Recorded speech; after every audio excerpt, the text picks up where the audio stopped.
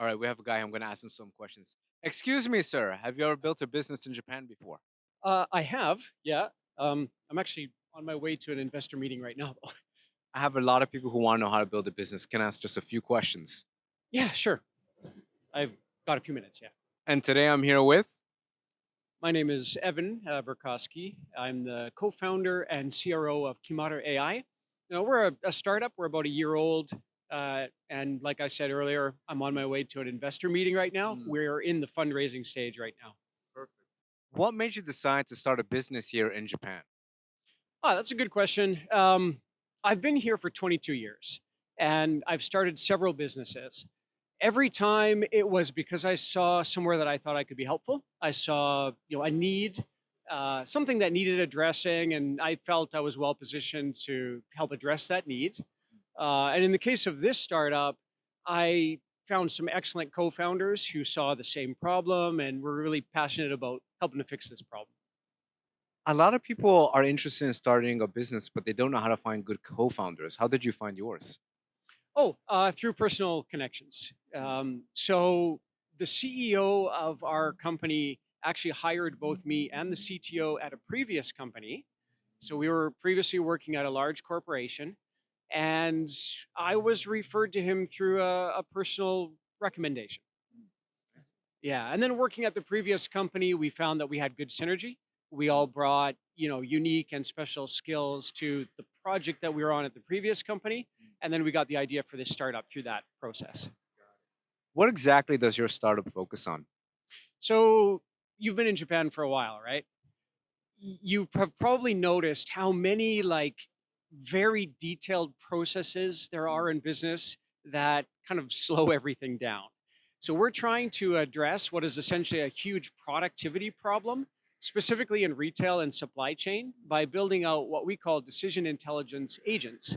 So these are, yeah, essentially AI agents that help with the decision making process. So take a lot of the kind of rule based ways that people do work in Japan, which you could call BPM or business process management. That is essential to have, work done and have the whole, economy run as smoothly as it does and live in such a beautiful, clean and safe place. However, those processes work best when there are a lot of people to do them. And Japan has a declining workforce right now, right? So that's a huge problem. There aren't enough people to do all of these little, uh, detailed processes that make everything run. So by having agents do that, it allows humans to kind of level up into the decision making layer and not have to do all these rote manual processes, which frankly aren't very fulfilling anyway, right? Got it. So Well, a lot of people are very concerned about AI. What's your perspective on it? Well, what are the concerns? Well, some people think that their job is going to be replaced. You know, that is a legitimate concern if your job consists of something that agentic AI could do, which means it's an essentially robotic process. Because we're talking about essentially little robot like helpers, right? Mm. An AI agent is something that has agency that can actually go and do a process. But it's usually a very repetitive process that's not very fulfilling for humans to do to begin with. So, yeah, it will take some of the tasks that people do right now, but I don't think that's a process of taking people's jobs. I think that's a process of upskilling people. And in some cases, maybe reskilling people so that they can do essentially more meaningful work. Right? So, and that is an essentially fulfilling process that I think connects to people's overall mental health and well being. If you feel that you're doing meaningful work, then that taps into your intrinsic motivation. Do you think that will help people start businesses since they don't have to do these little tasks anymore? Oh yeah, absolutely, absolutely. Like I said, I've been starting businesses in Japan for 22 years now, and previously the hurdles were huge around just getting through a lot of the bureaucratic processes and the language barriers. But now, I'm training agents to help me with translation, into Japanese, understanding like application processes. I've trained models to help me do kind of the day-to-day stuff like bank applications and Bank um, applications as well. Wow. yeah, yeah. When you're starting a startup, you have to go through quite often multiple different bank account applications. It's not that easy to get a corporate bank account. And there are a lot of common factors to those forms. One of them being most of them don't have enough space for alphanumeric characters. So a lot of foreign names exceeds the available space to actually write your name, right? So you can't actually fill out a lot of these online forms, but there are ways to work around it. Sometimes it means that you have to take an online form physically into the bank and get the essentially the loan manager to watch as you write a couple extra squares so that you can write a few other characters for Okay. your name, and then you have to stamp that and get them to approve it. But some of these processes can be facilitated with agents. What are some of the misconceptions that people have when starting a business in Japan?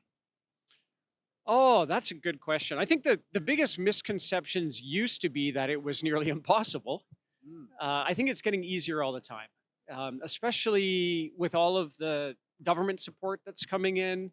Jetro, especially Jetro startups, has have done a lot of work around bringing accelerator programs to Japan. For example, we just went through the Alchemist Accelerator, which is Mm. an excellent experience. So we had What is government. that about? Well, an accelerator is basically it's a very early stage form of investment. It's not quite venture capital because it's not an equity investment, but it's basically like a coaching and support program. Sometimes they're called incubator programs, sometimes accelerators. Right now in Tokyo, there's let's see, 500 global tech stars, uh, Ansler and Alchemist, and maybe two others that Jetro has backed, and I've forgotten the names of. But these are essentially government backed and often large corporation underwritten programs that give a little bit of equity financing and shared office space, and more than anything, coaching and a really strong alumni network that helps you build out your efforts for fundraising, for example, like I'm doing right now. Like this investor meeting I'm going to right now was actually an introduction through this Alchemist program. Okay, so a lot of connections there. We talked about startups. So for you, why did you decide to start a startup in Japan when it's not that easy to even begin a startup? It was harder in 2003 when I first got here.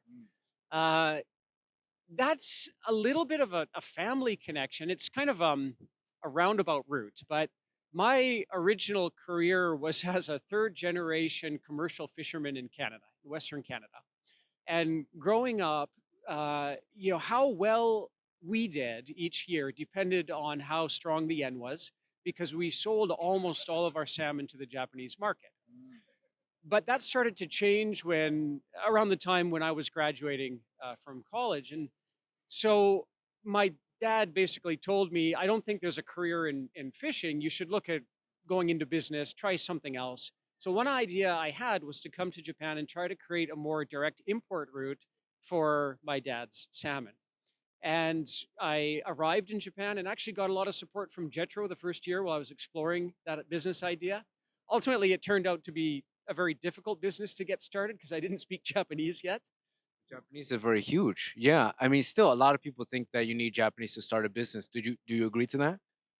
I think that it's possible to co-found a business and get it going in this market without having a high level of Japanese, but you probably require a Japanese co-founder, or you have to hire Japanese staff to really make that successful, because all business in Japan is based on personal relationships and trust.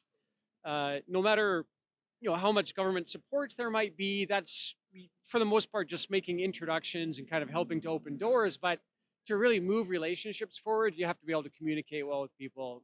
And there's still a relatively low percentage of the population that speaks, let's say, business level English. I see. You've been in Japan's startup scene for over 2 decades. What have you learned the most? I think the best learnings I had were from when I was able to work at scale ups that were based in either the Bay Area, San Francisco, or Tel Aviv. So a couple of times I worked as country manager or sales director, helping bring tech startups to the Japanese market, and then building and scaling up their teams. By going to the Valley and taking part in their sales training, really learning from some of the best like CMOs and sales VPs how to run CRM based, sales pipeline management, how to do marketing growth hacking. Uh, I learned so much from that process, but then I had to bring it to the Japanese market. And that ability to leverage these high growth structures in this market is pretty unique, and that probably was the biggest challenge, actually, because you can't apply fast cycle decision making and fast growth tactics directly to the Japanese market. As I said a moment ago, it's much more relationship based, and so it takes more time to develop trust, develop these relationships. So I had to find a hybrid method of essentially applying like best in class sales processes, marketing processes to this market in a way that wouldn't step on people's toes or Mm, sort of fracture the dynamics of human relationships, but could still be scalable. got it. With running startups, what are the biggest challenges that foreigners face?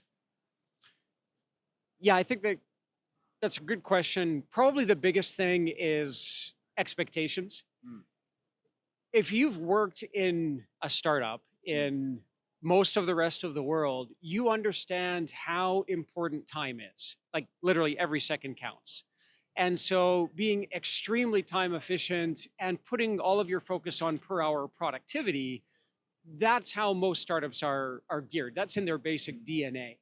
But the Japanese economy isn't built so much on emphasis of per hour productivity. It's more long cycle thinking. There's a lot more intentionality in the building of relationships and in the building of a lot of these processes.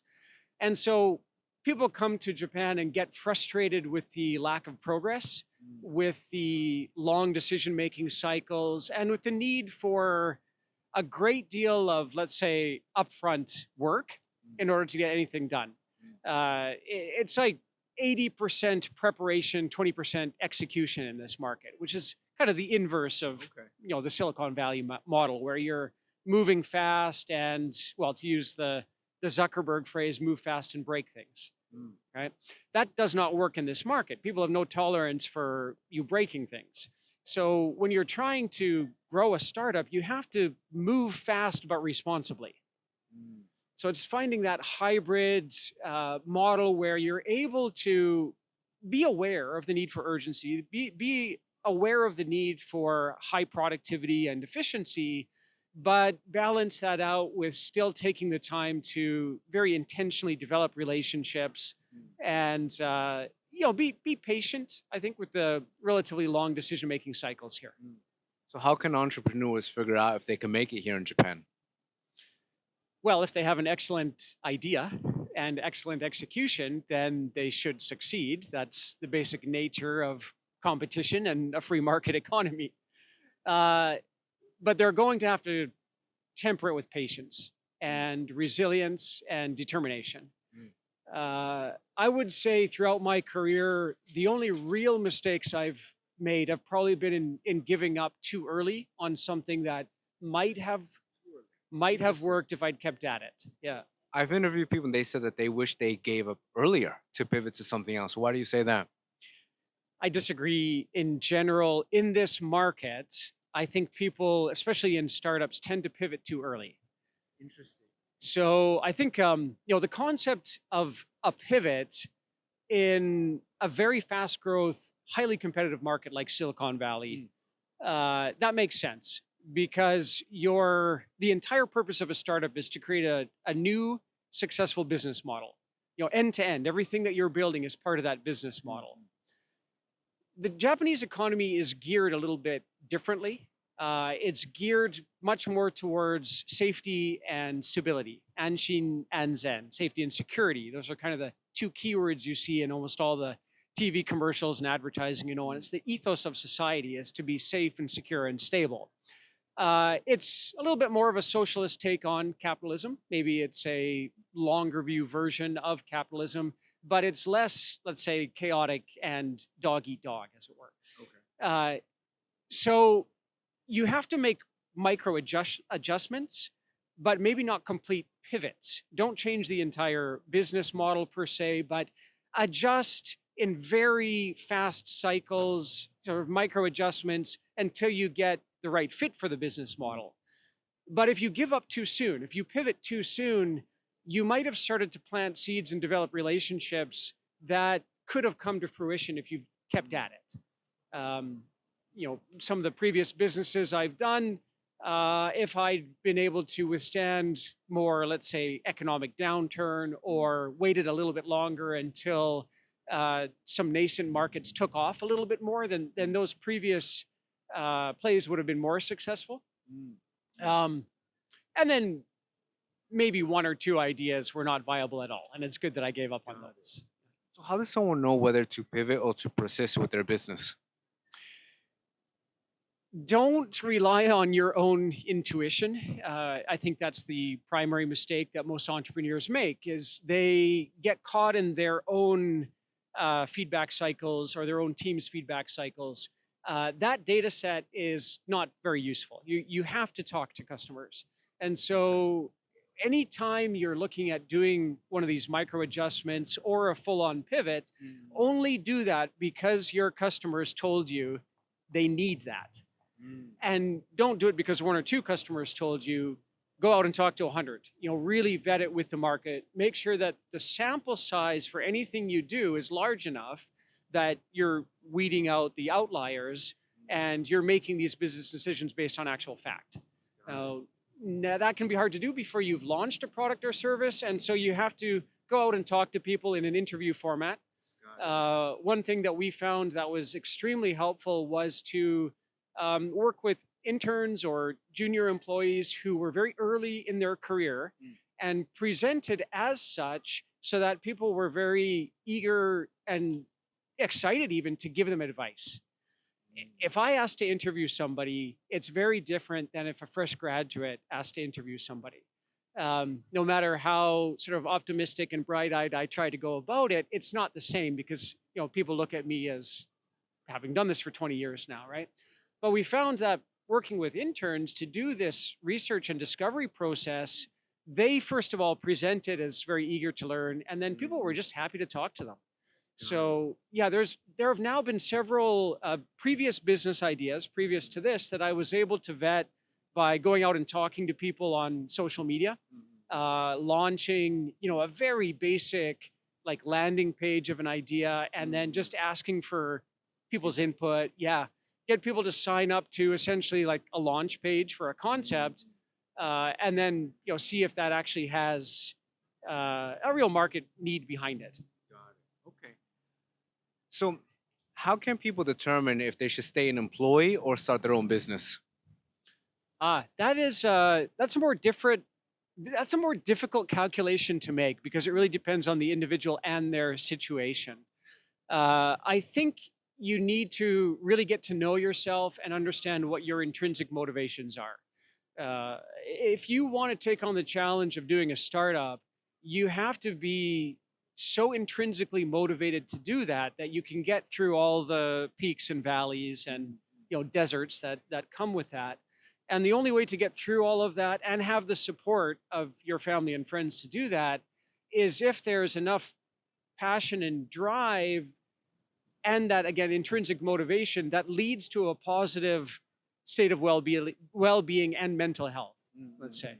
That's probably the right way to think of it, is if you're going to take this on, it is so hard, so intrinsically difficult, that you have to be extremely well aligned internally in order to take that on. And that usually happens because you've realized either you have such a burning passion to build something, to enact an idea that you have, that you just must try it, or maybe you don't fit well in the social paradigm of being an employee. I think that's been the case for myself. Both of those factors combined. Both of my parents are small business owners, entrepreneurs. I grew